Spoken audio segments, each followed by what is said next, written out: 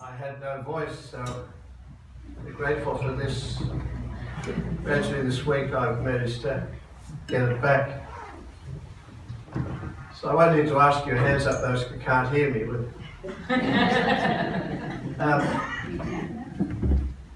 As some of you know, I had organised a pilgrimage to take place earlier this month as a way of celebrating the 400 years of the Vincentian Charism. And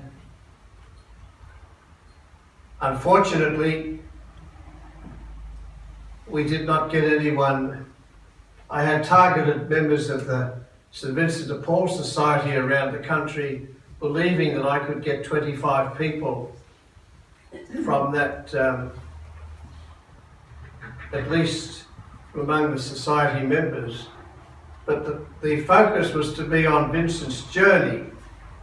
And of course, it didn't just cover the two significant places, Folleville and Châtillon. We were going to go down to the south to Vincent's birthplace and travel up around through Toulouse to Châtillon. And I had also added in bits that related to Frederick Oslam for the society members, but unfortunately it didn't take place. So someone in our parish at Ashfield suggested I do a virtual pilgrimage and use PowerPoint and pictures and travel the journey. But today we're just focusing upon those two places, Folleville and Châtillon. And I wanted to start first of all with something about Vincent and his spirituality. And the Christ that Vincent really focused on in his life and ministry is the Christ we see depicted in Luke's Gospel as the one who used those words of Isaiah, relating them to himself. The Spirit of the Lord is upon me. He sent me to bring the good news to the poor. And Vincent then saw Christ as the one who came to evangelize the poor, to liberate his people, to release them from the bondage of their corporal and spiritual wounds. Christ shares his life with many others and engages them in his ministry. And we see that very much in Vincent in his collaboration with so many other people who were the most abandoned. In a sense, he came to realize that the most abandoned of the world, the most unloved, if you like, were the loved of God, the beloved of God. But what is significant for Vincent is the role of events, experience, human experience. So when we look at his life, we often find that there's something that's happened that's had a profound effect upon him and has led to some particular significant aspect of his ministry, of his life. And I'm not going to cover the whole of Vincent. We're not doing that full virtual journey. We're just going to journey first of all to Folleville and then to Châtillon. Those two significant places, because it's there we need to look at what took place, what happened that affected Vincent and led him to see God's work within him, God's work among the people that he was ministering to. For Vincent, event is the place of revelation and action. He didn't see God manifested primarily in interior inspirations or mystical visions. God was found in the event of the here and now. And they became for Vincent special signs. They were clear and directive when they directly concerned the poor. And it was these life events with the poor that gave meaning and direction to his life. And these events of life, especially with the poor, were Vincent's call to conversion. So those two significant places, Folleville, Gans is a a little village not far from Foldville, and it's related closely to what took place at Foldville. And the other one, if we've seen Vincent somewhere around where Paris is, to the south west of Paris, there's the church at Foldville. The de Gondi family, Philip Emmanuel de Gondi, who married Françoise Marguerite de Silly, and Madame de Gondi was very influential. When we come to look at what took place at Foldville, it's important to note what happened for Madame de Gondi. In 1615 and 1617, Vincent resided at Foldville as the tutor of the children of the de Gondi family. It's interesting to kind of just reflect on how good was Vincent as a tutor. One of the three children became Archbishop of Paris, but not the most, you wouldn't kind of find his life to be terribly exemplary. But anyway, Vincent was there. But what's noticed is that he also started doing missions himself, preaching and giving missions around the surrounding parishes. And one of the reasons for this was because of Madame de Gondi's experience that led him to be concerned about the poor, the ignorance of the people, and the fact that the clergy were not truly being the shepherds to them as they should be. And what happened was that Madame de Gondi went to confession to the local pastor, someone who'd been resident there at Foldville for at least 15 years. He, however, did not know the formula for absolution. And the thought of so many people dying without having made a good confession horrified her. She had Vincent obtain a copy for her from her spiritual director in Amiens, not far away, and she then had the priest read it when she made her confession. But what led to the sermon that Vincent gave on the 25th of January 1617, Vincent himself relates in, I think it was a time of reflection after prayer with his community.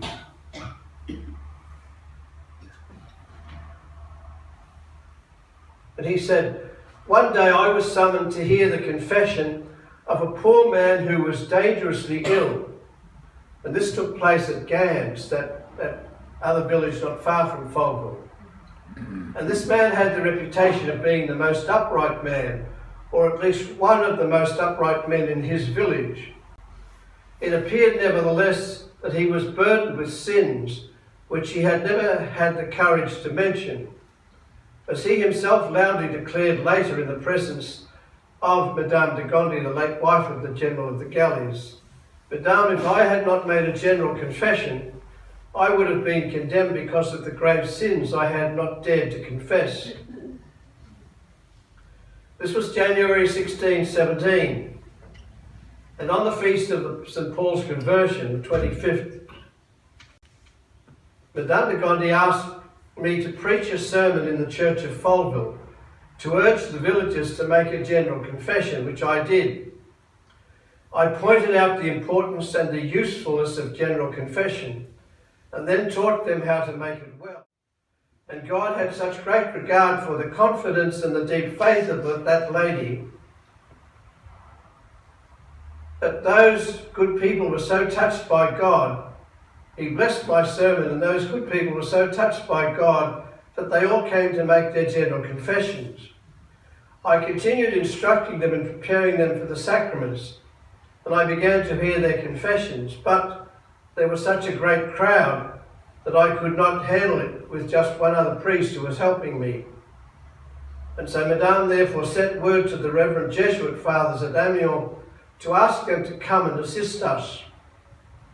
Two Jesuit fathers helped us with confessions, preaching and instructions, and in that way the same work was carried on for several years in other parishes on the territory of that lady, of the de Gondy's estates. And then ultimately, she wished to provide for priests who would carry on the missions, and for that purpose, she obtained the Collège des Bons Enfants for us, where Father Portail and I took up residence, taking with us another good priest whom we paid 50 crowns a year.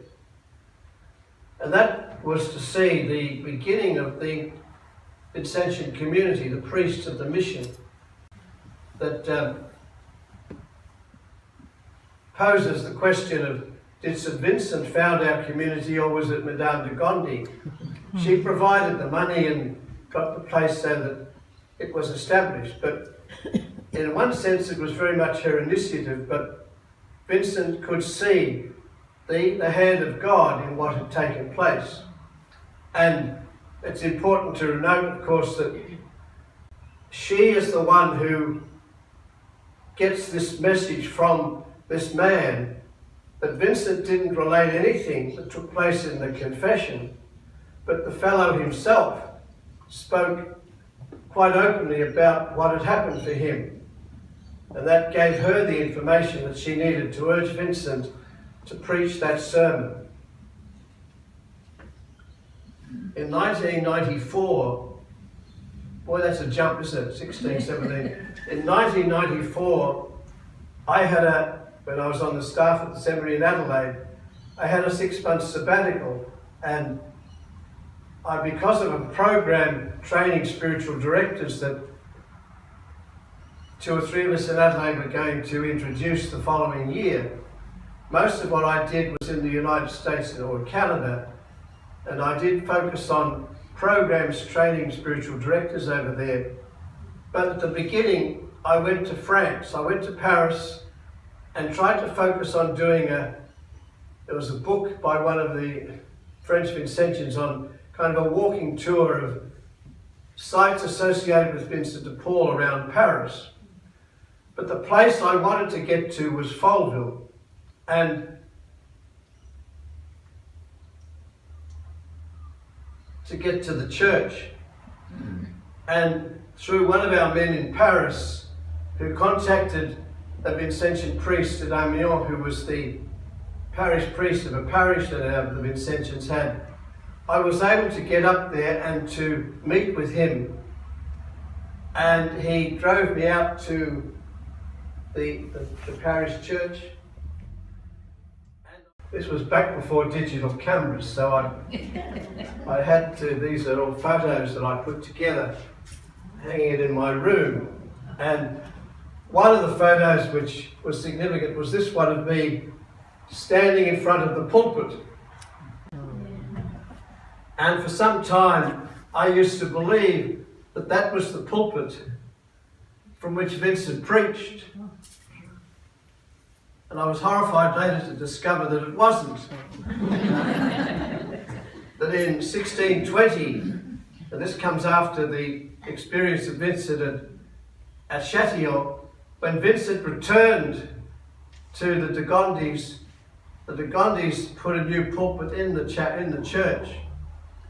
But there was a sign there saying you weren't allowed to get in it because it was a bit shaky.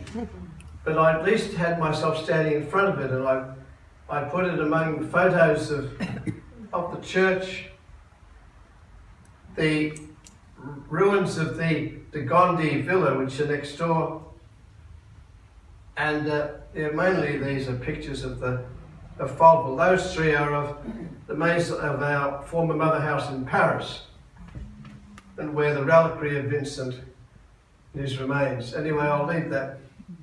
It's a show and tell bit.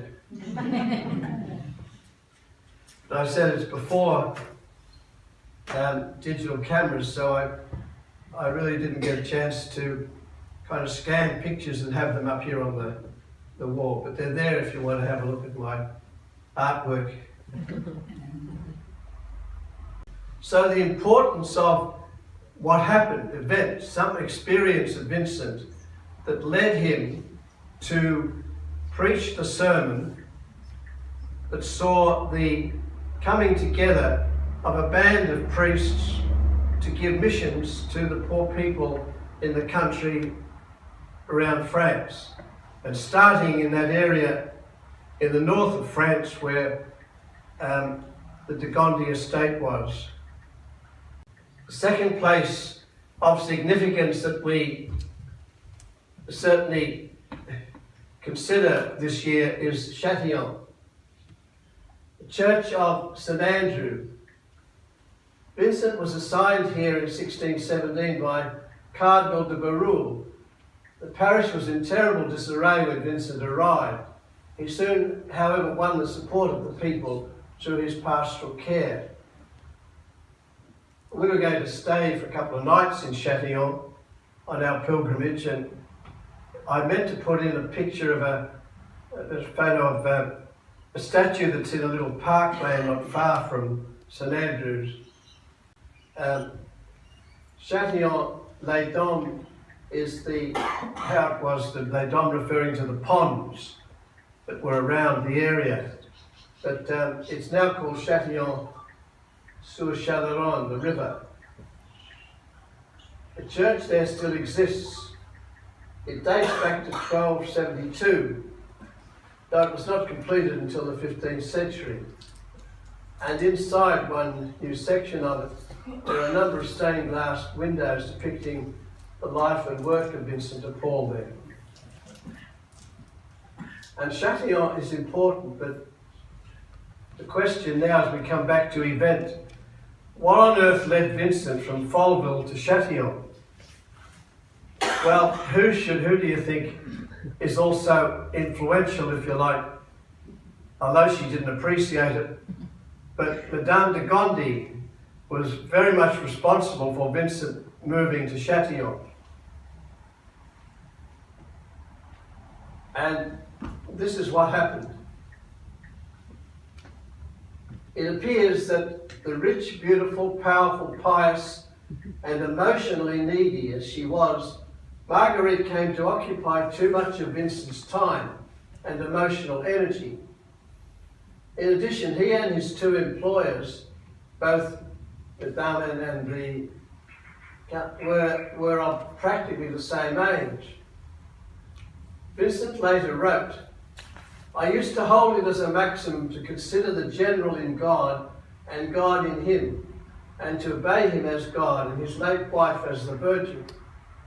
He also noted that one of the qualities that a chaplain in a noble household should have is that he should be most chaste.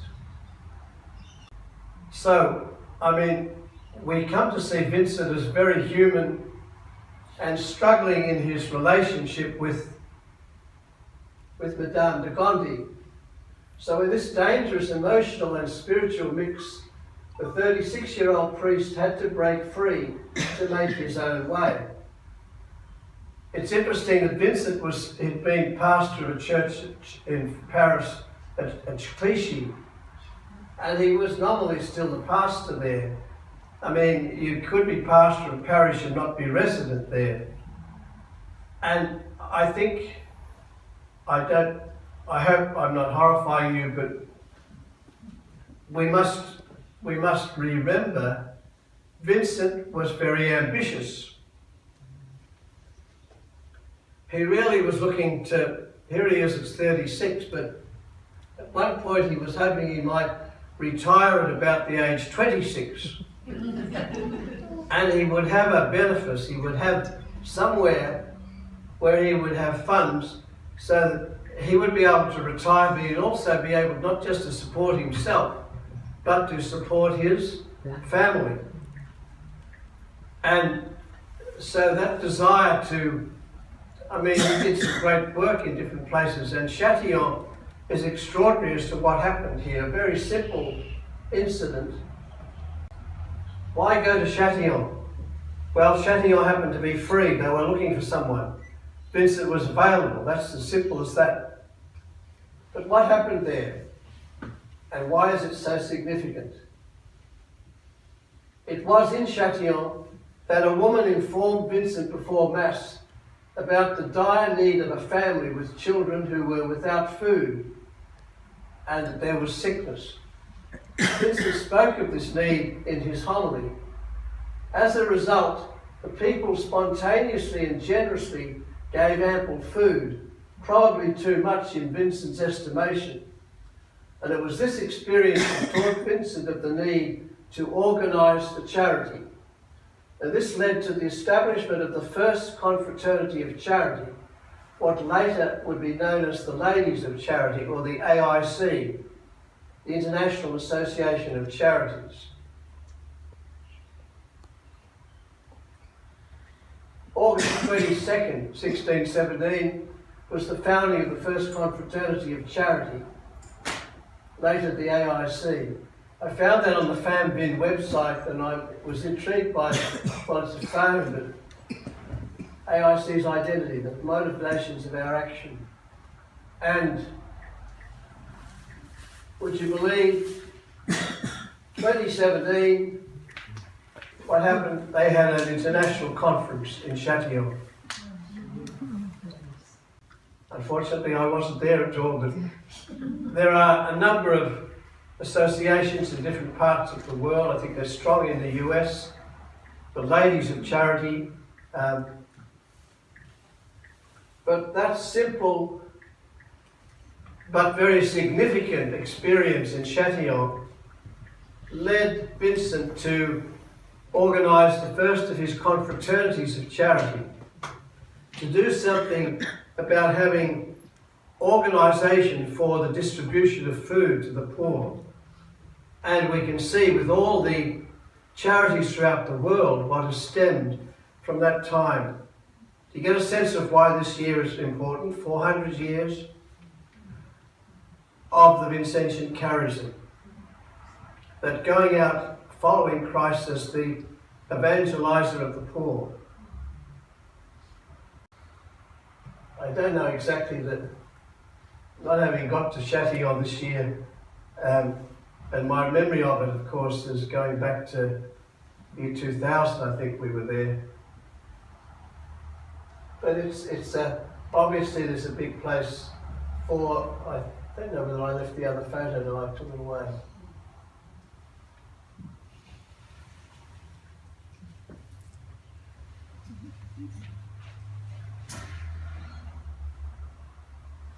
Just to go back to what led to this, how Vincent happened to be there at Châtillon,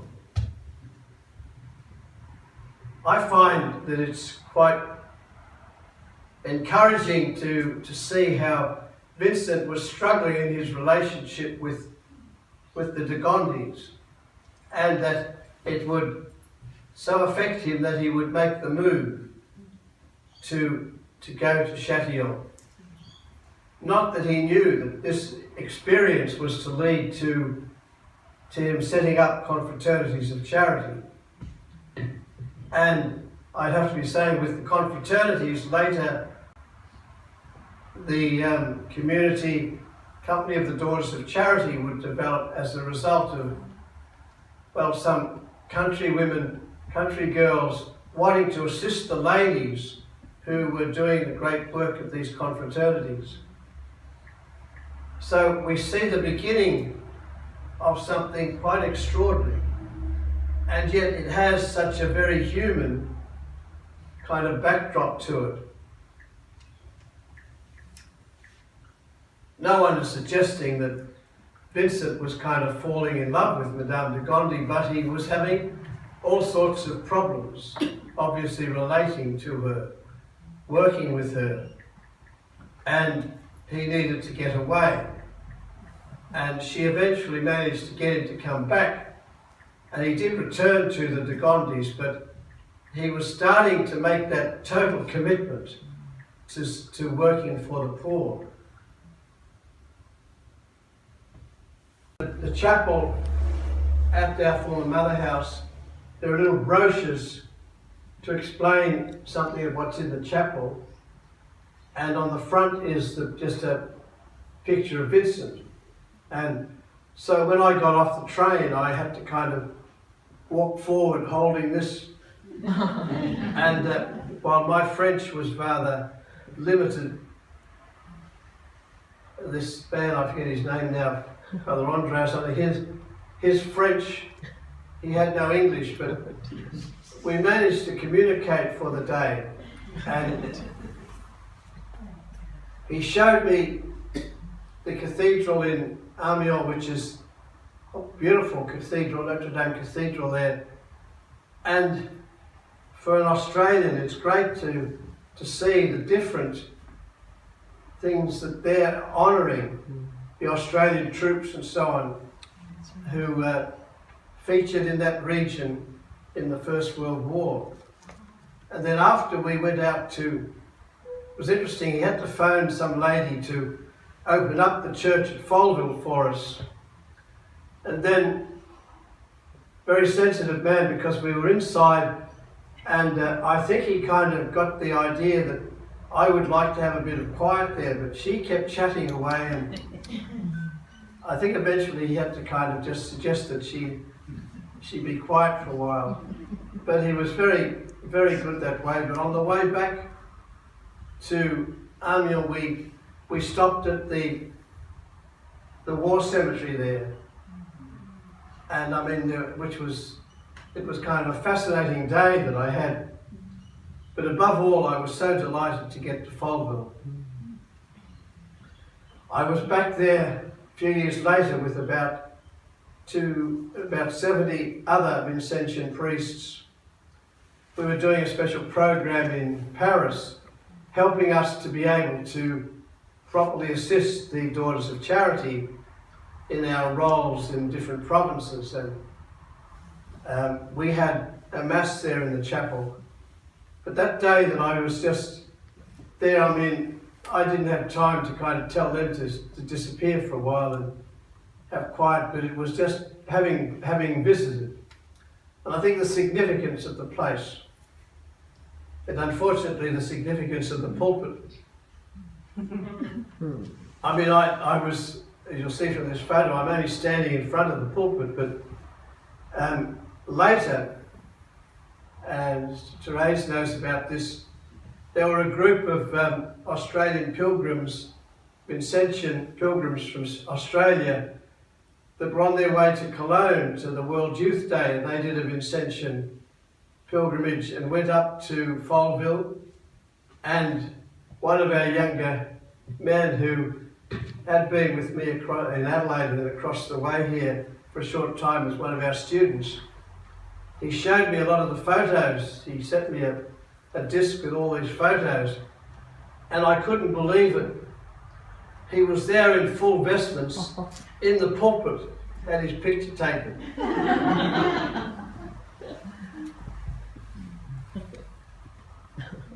Anyway, it looked like it was strong enough for his weight, so I might have managed. But I've always liked a couple of statues of Vincent.